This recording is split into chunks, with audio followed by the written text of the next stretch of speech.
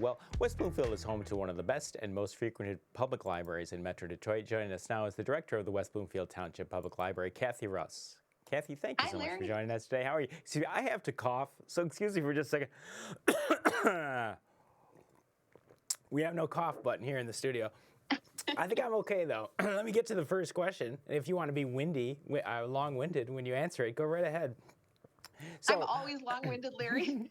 well, thank you. That's what we appreciate. So, want to start off with just a tad of negativity, but it was resolved last week. You folks had a power outage that caused you to close the main library and also shut down your website. Can you talk a little bit about what caused that and how it was resolved?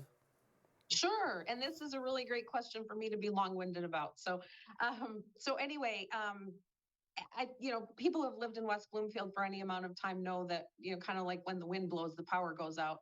And so what happened was, well, I guess let me back up. There's a power loop provided by DTE that runs through the entire Civic Center campus. And there was a break in that power loop on Friday, September 23rd. So the police station, Township Hall, the Parks Department, and the library all went on backup generators to run our operations. And everything was fine at the library until Monday. Our two generators started having some trouble. And part of the problem with the generators is because they've been used so much over the last several months. We've lost power several times and had to be on generator power for several days at a time. And they're not really designed to run, weeks and weeks and weeks in one go. So anyway, so our generators started to have trouble on Monday, and by Tuesday, the one generator was shutting itself off and turning itself back on spontaneously every 20 minutes. As a result, the library started having brownouts. We were losing services. Our phone system was up and down, so on and so forth. So, we had the emergency electricians out to take a look at it, and they determined that there were 3 issues. They could solve 2, but they needed to get a part for the 3rd issue. And as you know, we've experienced it firsthand, supply chain issues. Whenever any contractor says they need a part, it could be anywhere from a day to, 6 months. It's not going to take that long to get our part for the generator, but it made sense for us to be closed because with the generator turning itself on and off, we were having some power surges there. I was concerned because my nightmare would be to have a fire. And in the interest of public safety, staff safety, the building safety, we determined that the best thing would be to close. So we didn't have DTE power. We didn't have generator power. That's why we were closed. When we have no power, that takes down the phone system, the website, the internet, all the rest of it. Happily, DTE came out on Wednesday and Thursday and fixed the break in the power loop. So we're back on DTE power and we're working on fixing that 3rd issue with the generator. So how is that for a long explanation? That was fantastic, and I think I got through my little thing here. We have 12 minutes to show. I think I can avoid coughing for 12 minutes, but thank you. Question I always wondered, so in the summertime you have a lot of programs, reading programs at the library, but how does the traffic at the library compare from the summer to back when school is in session? I mean, is it busier because the kids are coming there to study, or is it not as busy because you're not doing so many reading programs and things like that? That's a great question. And to be honest with you, the traffic at the library, I think, is usually steady depending on the season. We're always busy for different reasons. As you say, in the summer, we have the reading programs and the incentives to keep kids reading during the summer break with school. But in the fall, it's back to school. So we see a lot of kids come in to get materials to help with schoolwork.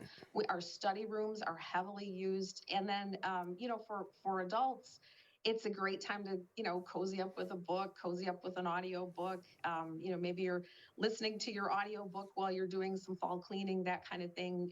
Got the headphones on while you're doing yard work. So the library is busy at any time of the year just for different reasons. So, Cathy, I understand that October is Michigan Library Appreciation Month. Could you tell us what that means, and do you guys have any special things going on at the library for that? Yeah, well, that's actually, I think, fairly new because I think every month is Library Appreciation Month. But the state of Michigan has declared October Library Appreciation Month. So we do want everybody to come in and feel appreciated. It's more us appreciating the people who use and love this library and support it so much. But it's always, it's a great time to visit your library. And, September is reading month and April is National Library Month. So, I think the people who assign these months to things try to just keep the enthusiasm going for all the library related topics. October is also National Book Group Month. So if you're in a book group, this month is for you. And we have a lot of great programs at the library that are centered around book groups this month. So, Cathy, in doing some research for this interview, I found that back in 2019, you were appreciated as the director of the Troy Library. You were named the Michigan Librarian of the Year. Could you, first of all, a very, very belated congratulations to you, but can you talk a little bit about that honor, and was it a surprise to you, or did you know you were getting it? My face is turning so red. The Michigan Library Association awarded me the Michigan Librarian of the Year award in 2019. And I received that award. I was nominated for that award and by a colleague, and then other colleagues wrote letters of support. But I was recognized for my efforts to mentor the up and coming library professionals. Mentoring is something that's very important to me because, I'm a library director now, but at some point I'm going to retire. And I want to make sure that there are competent, capable, qualified, professional, excellent candidates to take my place because I want libraries to continue. And if we don't have good library leaders, then what happens to libraries? So it's very important to me to try to nurture that talent and bring the next generation to the point where they can take over. So I was recognized for those efforts. It was very gratifying. I mean, to say I appreciated it is an understatement. It was a really wonderful day, and kind of like the Academy Award of libraries. Well, congratulations. Thank you. So when you talk about the next generation of people working in libraries, when you hire at the library, what are you looking for in a potential employee? I'm guessing a love of books is probably has to be at the top of the list. It's funny, Larry, honestly, not as much. You'd be surprised. Obviously, we want people who enjoy the environment and who like, being around the materials. But more than anything, what I want is someone who likes people, who wants to work with people, and who wants to help people. I can teach you anything about the library. What I cannot teach you is how to be kind to people. You have it or you don't. And what I want are people who really want to help people and want to work with people, because we have excellent customer service at the library. I believe in continuous improvement, and I want to hire the people who can keep our standards of excellence and give the best possible service to our patrons. So I was looking through the calendar of events at the library, and I saw something on October 13th. You have a class called Internet Basics. Now, most of us take surfing the internet for granted because we've done it for so many years, but you forget that there might be some people who aren't very experienced on it, especially probably seniors. Can you talk a little bit about that course and what was the motivation for having that? Sure. Well, I think, let me give you an example. Everybody can do an internet search. Probably everybody has done an internet search, but not everybody's good at creating the most effective internet search. So let's say you want to adopt a dog. You could type in dog and you're going to get a billion results.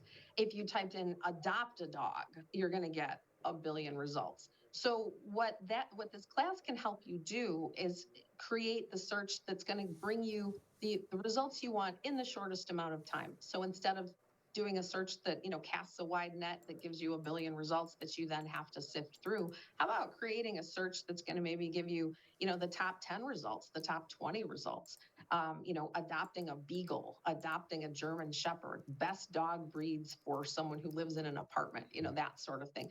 So I think that even if you have searched the internet for years and years and years, I think this class can help you learn how to be a better searcher and to give you the results you need in a faster amount of time. So it's really for everybody. Another course that I saw you guys hold at your West Acres branch called Move and Groove. I know this is for children. Could you talk a little bit about what Move and Groove is? I love the name of that. Yeah. So one of the things that we've learned, early childhood specialists, which we have here at the library, have gone to school and studied about how kids learn, and especially kids in that 0 to 5 age range. And as we know, the little kids, their attention spans are short and they like to move. So move and groove is songs and stories and finger plays that kids can participate in while they're moving around, and it actually, there's a science to it, and it helps them learn better. So it keeps them busy and engaged and active while they're taking in information, vocabulary, story comprehension, and learning actually to focus on when someone is reading to them. It's really cute and it's really fun. So, Cathy, before we let you go, I know you always like to talk about what you are currently reading. What is on Cathy Russ's nightstand that she's reading right now? So I just finished a book called Miss Aldridge Regrets by Louise Hare. And if any of your viewers read this book, please have them call me because I really want to talk to somebody about it. I don't want to give away the ending, but it's basically this woman is in London and she sails on the Queen Mary to take this job in New York, and a murder happens on the ship. I like mysteries. So that's what attracted me. The year is 1936. And the murders start happening over the ship, all over the ship, and she's kind of implicated. It's clear somebody's setting her up, but the ending is so not what I expected. So if you read this book, anybody out there, please call me because I really want to talk to you about it.